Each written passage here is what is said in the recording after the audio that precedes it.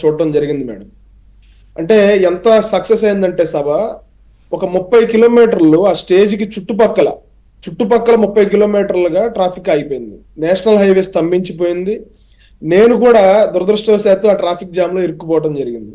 ఇరుక్కుపోయి ఇంకా సభకు వెళ్ళలేక మొబైల్ ఫోన్ లోనే సభను వీక్షించిన పరిస్థితి.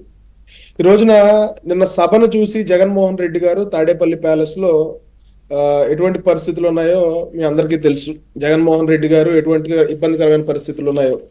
అయితే నిన్న పవన్ కళ్యాణ్ గారి స్పీచ్ కానివ్వండి, చంద్రబాబు నాయుడు గారి స్పీచ్ కానివ్వండి, మోడీ గారి స్పీచ్ కానివ్వండి, ఆద్యాంతం చాలా ఇన్ఫర్మేటివ్ గా ఈ రాష్ట్ర ప్రజలకి ఎటువంటి అన్యాయం జరుగుతా ఉంది, కేంద్ర ప్రభుత్వం నుంచి ఎటువంటి పథకాలు వచ్చాయి, ఎటువంటి ఇన్స్టిట్యూట్స్ వచ్చాయి ఈ రాష్ట్రానికి, అదేవిధంగా భవిష్యత్తులో ఈ ముగ్గురు కలయిక ఏదైతే చంద్రబాబు నాయుడు గారు, పవన్ కళ్యాణ్ గారు, నరేంద్ర మోదీ గారి కలయిక ఏదైతే ఉందో, త్రిమూర్తుల కలయిక, ఈ కలయిక ద్వారా రాష్ట్రానికి ఎటువంటి భరోసా ఇవ్వబోతా ఉన్నాం అనేది రాష్ట్ర ప్రజలందరికీ చాలా స్పష్టంగా అర్థమయ్యేలాగా చెప్పారండి.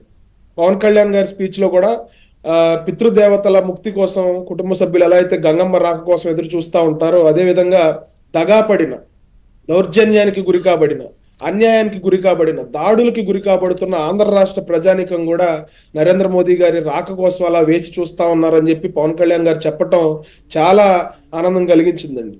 ఎందుకంటే ఈ రోజున ఈ కూటమి యొక్క విజయం ఈ రాష్ట్రానికి ఎంత అవసరమో మన దేశానికి కూడా అంతే అవసరం. రేపు పొద్దున June 4వ తారీఖు వచ్చే రిజల్ట్స్ లో 400 పైచిలకు స్థానాలు మనం సాధించాలని చెప్పి వికసిత్ ఆంధ్రప్రదేశ్ కోసం, వికసిత్ భారత్ కోసం మనం 400 పైచిలకు సీట్లు సాధించాలని చెప్పి నరేంద్ర మోదీ గారు పిలుపునివ్వటం జరిగింది. అదేవిధంగా జగన్మోహన్ రెడ్డి గారి కుట్రల్ని, జగన్మోహన్ రెడ్డి గారు అలాగే కాంగ్రెస్ పార్టీ నాయకత్వం ఏదైతే ఉందో రెండూ కూడా ఒకే తాను మొక్కలు.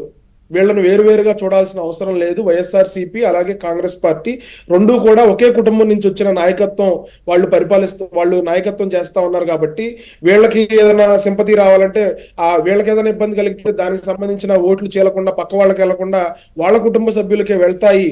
మీరు ఇద్దరిని నమ్మాల్సిన అవసరం లేదని చెప్పి నరేంద్ర మోదీ గారు ఏదైతే పిలుపునిచ్చారో రాష్ట్ర ప్రజలందరూ కూడా చాలా బాగా అర్థం చేసుకున్నారు మేడం. అలాగే ప్రజలు కూడా నిర్ణయించుకున్నారు ఈ రోజు